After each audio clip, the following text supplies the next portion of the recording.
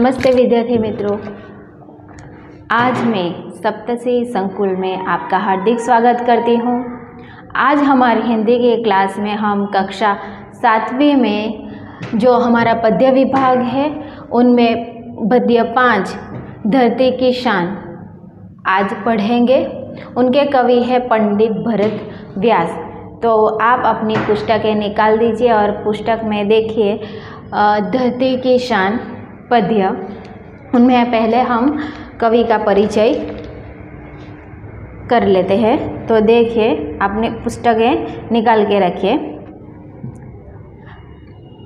पंडित भरत व्यास जी हमारे जीवन जाने माने गीतकार है। उनका जन्म 18 दिसंबर 1918 में राजस्थान के चूरी गांव में हुआ था। आपने कई गीतों की रचना की। उन्होंने कई गीतों की रचनाएं भी की हैं। यदि गीत सन 1968 में आई हिंदी फिल्म गांव गोरी से लिया गया है। जो यह गीत है जो आज हम पद्य पढ़ने वाले हैं वह सन 1968 में जो हिंदी फिल्म आई थी उनका नाम है गांव गोरी, उनसे लिया गया है। इस गीत में कवि ने मनुष्य को सबसे बुद्धिमान बताया है। इस गीत के द्वारा कवि ने मनुष्य को सबसे बुद्धिमान व्यक्ति बताया है। मनुष्य ने अपनी बुद्धि और कठोर परिश्रम से आधार पर जल, स्थल और आकाश में कई उपलब्धियां अर्जित की हैं। मनुष्य ने अपनी बुद्धि का उपयोग कर उनके परिश्रम के आधार पर उन्होंने जल, स्थल और आकाश में कई उपलब्धियां प्राप्त की है। मनुष्य प्रकृति को बहुत सीमा तक अपने अनुकूलन ढालने में सफल हुआ है। मनुष्य जो प्रकृति है उनकी जो सीमाएं हैं उनको अनुकूलन ढाल में अपने अनुरूप ढालने में वह कहीं हद तक सफल हुआ है। मनुष्य के लिए कोई भी कार्य असंभव नहीं है। मनुष्य के लिए कोई भी कार्य असंभव नहीं है। वो जो कुछ भी करना चाहता है वह करके रहता है। मनुष्य जो चाहे वह कर सकता है। यही भाव व्यक्त काव्य में अनिर्जित किया है और यही बात मनुष्य की महानता का प्राण है। उन्होंने यही मनुष्य के गुणों को इस काव्य के द्वारा हमको बताया है और उनके यही भाव को उन्होंने यह काव्य के द्वारा व्यक्त किया है। तो आइए पहले हम मित्रों इस पद्य यानी इस गीत को पहले हम गाएंगे। मेरे साथ में आप भी गाओगे, फिर बाद में उनका भावार्थ करेंगे। तो पहले हम यह जो गीत है उनको गाते हैं, तो साथ में आपको भी गाना है। धरती की शान तू है भारत की संतान, तेरी मुट्ठियों में बंद तूफान है रे। मनुष्य तू बड़ा महान है, भूल मत मनुष्य तू बड़ा महान है। तू जो चाहे पर्वत पहाड़ों को तोड़ दे, तू जो चाहे नदी के मुख को भी मोड़ दे, तू जो चाहे माटी से अमृत निचोड़ दे, तू जो चाहे धरती को अंबर से तोड़ दे। अमर तेरे प्राण मिला तुझको वरदान, तेरी आत्मा में स्वयं भगवान है रे। मनुष्य तू बड़ा महान है, भूल मत मनुष्य तू बड़ा महान है। नैनों में ज्वाल तेरी गति में भूजाल है, तेरी छाती में छिपा महाकाल है। पृथ्वी के लाल तेरा हिमगिरी सा भाल है। तेरी भ्रुकुटी में तांडव का ताल है। निज को तू जान, निज को तू जान जरा शक्ति पहचान। तेरी वाणी में युग का आह्वान है रे। मनुष्य तू बड़ा महान है, भूल मत मनुष्य तू बड़ा महान है। धरती सा धीर तू है अग्नि शावी, तू जो चाहे तो काल को भी थाम ले।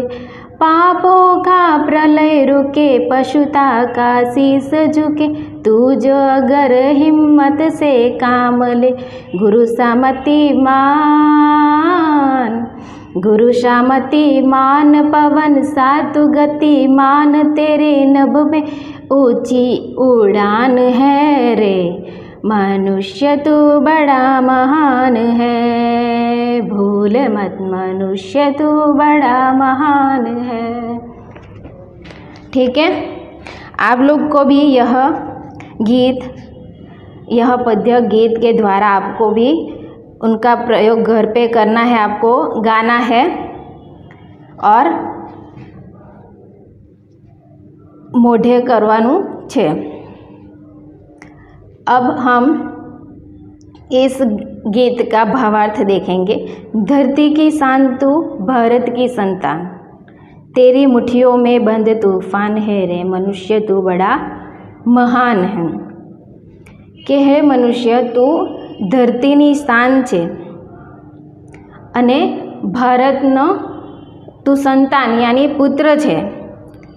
તારી મુઠ્ઠીની અંદર અનેક તૂફાનો બંધ છે, તું મહાન છે। तू जो चाहे पर्वत पहाड़ को फोड़ दे यानी तोड़ना, फोड़ना यानी तोड़ना। तू जो चाहे नदियों के मुख को भी मोड़ दे कि तारी अंदर एटली शक्ति है कि पहाड़ने पण तोड़ी सके छे अने नदीना प्रवाहने पण मोड़ना यानी दिशा को बदलना, यानी कि नदी के प्रवाह को भी तू बदल सकता है।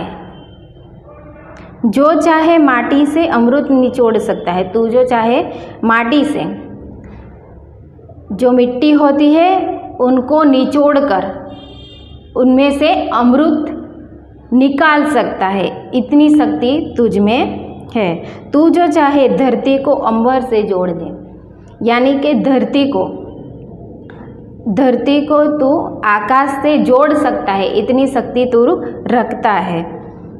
अमर तेरे प्राण, मिला तुझको वरदान, तेरी आत्मा में स्वयं भगवान है रे। के तारी आत्मानी अंदर स्वयं भगवान निवास करे छे अने तने अमरतानु वरदान मळ्युं छे। तो अमरताना वरदान तो तू जे चाहे धारे ते मनुष्य तू कर सकता है। नयनों में ज्वाल, तेरी गति में भूजाल, तेरी नेत्र, नयनों यानी कि नयन यानी कि नेत्र, तेरे नेत्र में इतनी ज्वलनता है जो किसी को भी जला सकती है, वैसी ज्वलनता तेरे नयनों में है। तेरी गति में भूचाल, गति यानी कि चलना, तो तुम्हारी चाल में भूकंप जैसी, तुम्हारी चाल भूकंप जैसी है।